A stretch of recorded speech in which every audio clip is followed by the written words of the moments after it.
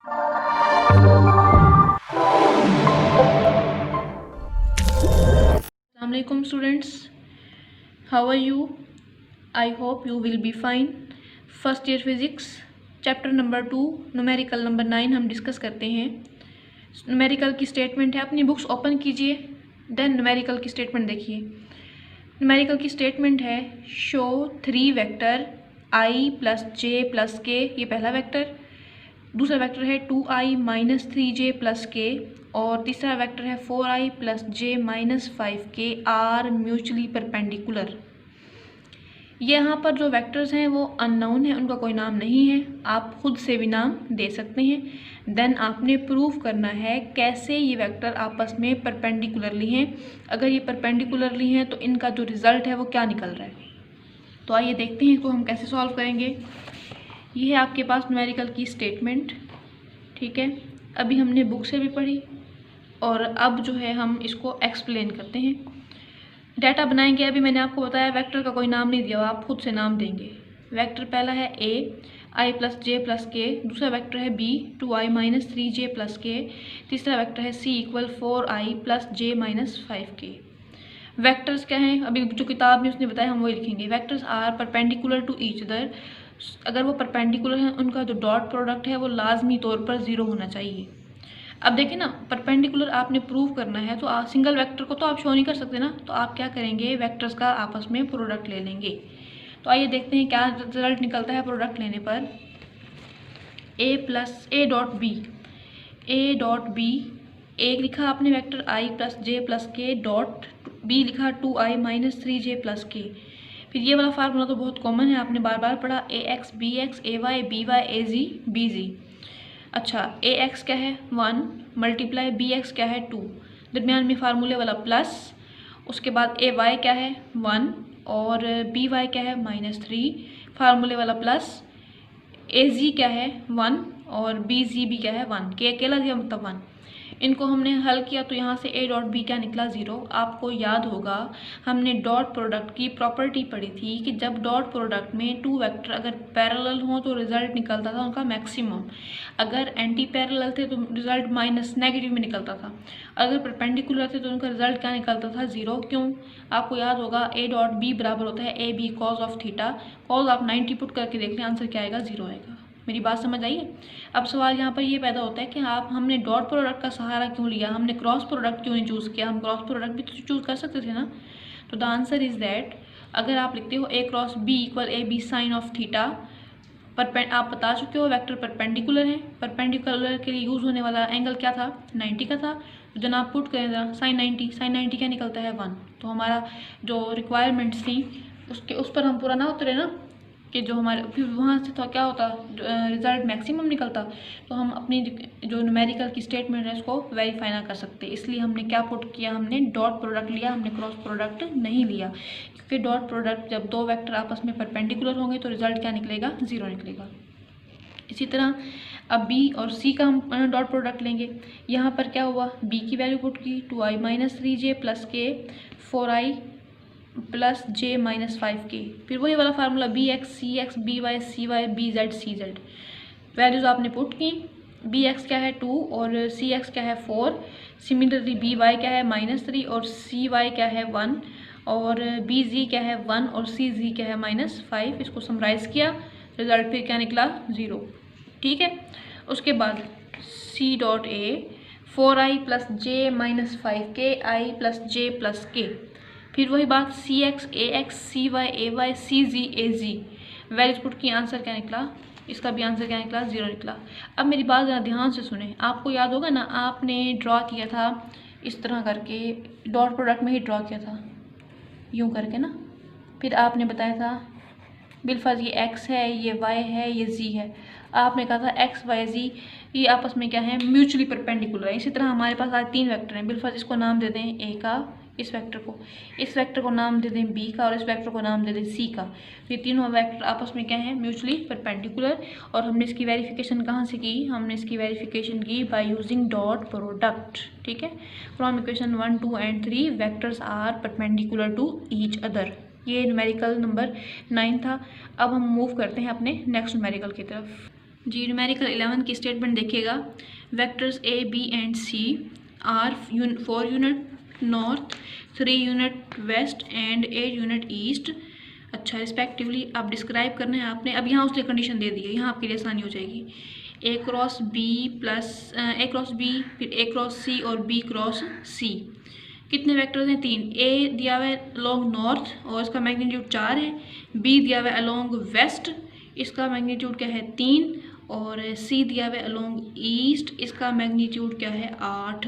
ठीक है, आपने ए क्रॉस बी यानी कि आपने पहला काम करना है नॉर्थ और वेस्ट को आपने क्रॉस मल्टीप्लाई करना है, और दूसरे ए और सी में नॉर्थ और ईस्ट को, और बी सी में वेस्ट और ईस्ट को आपने इनका प्रोडक्ट लेना है और फिर आपने रिजल्ट देना है। ठीक है, ये न्यूमेरिकल की स्टेटमेंट थी। अब हम चलते हैं डाटा की तरफ। न्यूमेरिकल नंबर 11 डाटा बनाएंगे। ए दिया हुआ है 4 यूनिट नॉर्थ के अलोंग, बी दिया हुआ है 3 यूनिट्स वेस्ट के अलोंग, सी दिया हुआ है 8 unit along the east. A cross B find करना है, उसके बाद ए क्रॉस सी फाइंड करना है और बी क्रॉस सी फाइंड करना है। अब मैंने आपको बताया जो वेक्टर ए है वो नॉर्थ के अलोंग है, अभी यहाँ पर डाटा में लिखा जो वेक्टर ए है वो नॉर्थ के अलोंग है, जो वेक्टर बी है वो वेस्ट के अलोंग है। तो नॉर्थ और वेस्ट की डायरेक्शन आपको आती होगी सेट करनी, आप यहाँ पर भी सेट करेंगे। तो यहाँ से फार्मूला इसको अरेंज करेंगे। ए क्रॉस बी हमेशा बराबर होता है a B sine of theta. A cross b, a आपको दिया हुआ है 4 और बी आपको दिया हुआ है 3। साइन 90 क्यों पुट किया? बिकॉज जो ए क्रॉस बी में जो वेक्टर ए और बी हैं आपस में परपेंडिकुलर हैं, देयरफॉर साइन 90 पुट करेंगे। साइन 91 और 4 को 3 से मल्टीप्लाई किया तो क्या आ गया? 12 आ गया। तो यहाँ से हम कहेंगे from right hand rule it is clear that direction of product of vector is vertically upward. उसके बाद a cross c equal a c sine of theta, formula सब में यही लगेगा। फिर वही बात, ए आपको दिया हुआ है 4, सी का मैग्नीट्यूड दिया हुआ है आपको 8। साइन 90 क्यों पुट किया? बिकॉज ये दोनों ए और सी आपस में क्या है? परपेंडिकुलर। यहाँ से रिजल्ट निकला 32 यूनिट्स। फिर वही बात, from right hand rule it is clear that इनका जो प्रोडक्ट निकलेगा ये वर्टिकली डाउनवर्ड, ये वर्टिकली अपवर्ड पहले वाला निकला, ये डाउनवर्ड निकला। इसकी रीज़न यही है, जैसे मैंने आपको अभी बताया, जो वेक्टर ए है वो नॉर्थ के अलोंग है, जो वेक्टर सी है वो वेस्ट के ईस्ट के अलोंग है। इसलिए ऊपर में जो वेक्टर नॉर्थ था, जो ए था वो नॉर्थ के अलोंग था और जो बी था वो वेस्ट के अलोंग था, इस वजह से इसकी डायरेक्शन अपवर्ड थी, नीचे वाले की डाउनवर्ड थी। अब जनाब हम मूव करते हैं थर्ड की तरफ। थर्ड में कहता है बी क्रॉस सी, यानी कि बी और सी आपस में क्या होंगे? परपेंडिकुलर होंगे। नहीं, बी क्रॉस सी का मतलब यहाँ पर अब देखें, जो बी है वो वेस्ट के अलोंग है, जो सी है वो ईस्ट के अलोंग है। आपने शायद तरफेन सिमतों का आपको पता होगा, कुछ इस तरह से होती हैं, east west north south, east west north south. अब देखिए ज़रा, ईस्ट अगर यूँ हो ये वेस्ट हो तो क्या होगा? ये आपस में क्या है? Anti parallel. एंटी पैरेलल होने की वजह से एंगल क्या पुट करेंगे हम? 180 पुट करेंगे। तो साइन 180 क्या होता है? 0। इनको मल्टीप्लाई किया तो यहाँ पर क्या निकला? बी क्रॉस सी 0 निकला। Since 2 vector are anti parallel to each other. यहाँ तक बात क्लियर हुई?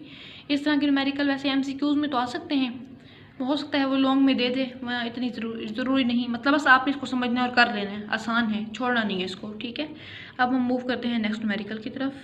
Numerical number 12 very very important है, इससे रिलेटेड एक एग्जांपल भी है, आपने इस पर फोकस करना है और इंतहाई आसान है। Torque or turning effect of force about given point is R cross F where vector from a given point to point of application F consider. F आपको दिया हुआ है -3i + j + 5k और फोर्स का यूनिट न्यूटन ये लिखा हुआ है। Acting on the point 7i + 3j + k metre, यानी कि ये आपको मोमेंट आर्म दिया हुआ है। What is torque in newton metre about origin. Torque आपने फाइंड करना है, इंतहाई आसान, थोड़ा गौर से देखिएगा। अच्छा, न्यूमेरिकल 12 डाटा, फोर्स दिया हुआ है -3i + j + 5k in newton, are दिया हुआ है 7i + 3j + k in metre. आपने टॉर्क फाइंड करना है। आपको याद होगा आपने एग्जांपल पढ़ी थी क्रॉस प्रोडक्ट की, आपने कहा था जब दो वेक्टर्स को हम मल्टीप्लाई करते हैं तो हमारे पास जो रिजल्ट होता है वो भी वेक्टर क्वांटिटी होती है, इसको हम बोलते हैं क्रॉस प्रोडक्ट। दो वेक्टर को आपने मल्टीप्लाई किया, जो आंसर आया, जो रिजल्टेंट आया वो भी क्या था? वेक्टर था। तो यहाँ पर बात साबित हुई कि यहाँ पर हम डॉट प्रोडक्ट लगाएंगे, क्रॉस प्रोडक्ट नहीं लगाएंगे। तो क्रॉस प्रोडक्ट में मल्टीप्लिकेशन दूसरे तरीके से भी पॉसिबल थी, लेकिन हमने डिटर्मिनेंट मेथड यूज़ किया था। तो वही बात, जो फर्स्ट कॉलम होता है वो पॉजिटिव, सेकंड वाला नेगेटिव, थर्ड वाला पॉजिटिव, ये बात आपको पहले भी बताई थी। अच्छा, आई जे के, आई की वैल्यूज पुट करें 3 पहले हम किसकी पुट करेंगे, बुक में हमारी रिक्वायरमेंट्स, यहाँ ये मिस्टेक नहीं करनी, ये बुक में देख लेना आपने। बुक में जनाब उसने लिखा है आपके पास r cross F, F cross r नहीं है, आर क्रॉस एफ है, तो आप इस चीज़ को मलूज़ खातिर रखते हुए अपना सॉल्व करेंगे। अच्छा, आर में आई की वैल्यू क्या है 7 और एफ में आई की वैल्यू क्या है -3। ओके, आगे आर में जे की वैल्यू क्या है 3 और एफ की वैल्यू क्या है 1, आर में के की वैल्यू क्या है 1, ठीक है, और उसमें फोर्स में क्या है 5 है, ठीक है। फिर वही बात, फर्स्ट रो फर्स्ट कॉलम को हाइड किया, 3 5 ज़ा 15 और 1 1 ज़ा 1, दरमियान में माइनस का साइन, फिर दूसरे किसका होता है माइनस का होता है। फिर वही बात आप क्या करेंगे, फर्स्ट रो और सेकंड कॉलम को कॉलम को हाइड करेंगे, 7 5 ज़ा 35, दरमियान में आना तो माइनस चाहिए था लेकिन यहाँ पर ऑलरेडी माइनस है, 3 1 ज़ा 3, माइनस माइनस प्लस हो के प्लस हो गया। फिर फर्स्ट रो लास्ट कॉलम को हाइड करेंगे, 7 1 ज़ा 7, ठीक है, और 3 3 ज़ा 9, उसमें क्या था ऑलरेडी माइनस था ना, ये माइनस किया और ये माइनस प्लस हो गया, ये दोबारा क्या आ गया 9 आ गया। 15 - 1 14, इसको हल किया 38, इसको हल किया क्या आया 16 आया, और टॉर्क का यूनिट क्या होता है न्यूटन मीटर। एक बार दोबारा सुन लें अगर क्लियर नहीं हुआ, first row first column hide, 3 5 ज़ा 15 और यानी कि यूँ मल्टीप्लाई किया, 3 को 5 से, 1 को 1 से, दरमियान में क्या था माइनस था, ठीक है। फिर उसके बाद वही बात, फर्स्ट रो और सेकंड कॉलम को आपने हाइड किया, 7 5 ज़ा 35, इनके दरमियान में तो जाहिर सी बात है क्या होगा मल्टीप्लाई माइनस होगा ना, लेकिन यहाँ पर माइनस की वजह से वो प्लस हो गया। सिमिलरली हमने आगे किया, ये न्यूमेरिकल सॉल्व हो गया, वेरी इंपॉर्टेंट न्यूमेरिकल है, इससे रेलिवेंट एक और न्यूमेरिकल भी है और इसकी एग्जांपल्स भी हैं। अब हम मूव करते हैं न्यूमेरिकल नंबर 13 की तरफ। आइए देखते हैं स्टेटमेंट। जी, न्यूमेरिकल की statement, the line of action of force F आपको दिया हुआ है, I-2j pass through the point whose position vector -j + k, find moment of force about origin, उसके बाद moment of force about the point where position vector is I + k। गौर से सुने, दोनों में आपने टॉर्क ही फाइंड करना है, लेकिन उसने थोड़ा सा आपको घुमा दिया। फोर्स यही यूज़ होगी, कॉमन है दोनों में, ए में भी यही यूज़ होगी और बी में भी। अच्छा, पहले पार्ट में क्या होगा, फोर्स ये वाला यूज़ करेंगे, मोमेंट ये पोजीशन वेक्टर का मतलब मोमेंट आर ये वाला यूज़ करेंगे। फिर वही बात, आर क्रॉस एफ लेंगे, टॉर्क टा1 निकल जाएगा। यहाँ तक तो बात क्लियर हो गई। अब दूसरे में क्या करेंगे, दूसरे में फोर्स तो यही यूज़ करेंगे, दूसरे में उसने पोजीशन वेक्टर और दे दिए, यानी कि मोमेंट आर्म और दे दिए। हम इस मोमेंट आर्म को कंपाइल करेंगे, उसके बाद जाकर हम क्या फाइंड करेंगे, टॉर्क। अगेन सुने, दोनों में आपने टॉर्क फाइंड करना है, ए पार्ट में भी यानी कि टा1 और बी पार्ट में भी क्या फाइंड करना है आपने, टा2 फाइंड करना है। फोर्स दोनों में कॉमन यूज़ होगी, पहले में क्या होगा, फोर्स यही वाला यूज़ होगी और मोमेंट आर्म ये वाला यूज़ होगा। दूसरे में क्या होगा, फोर्स यही वाली यूज़ होगी, उसका पोजीशन वेक्टर सेपरेट दिया हुआ है, इस पोजीशन वेक्टर को कंबाइन करके सॉल्व करेंगे, देन जो हमारे पास आर निकलेगा वो पुट करके हम क्या निकाल लेंगे, टॉर्क। मेथड वही होगा डिटर्मिनेंट वाला, ठीक है। आइए स्टार्ट करते हैं।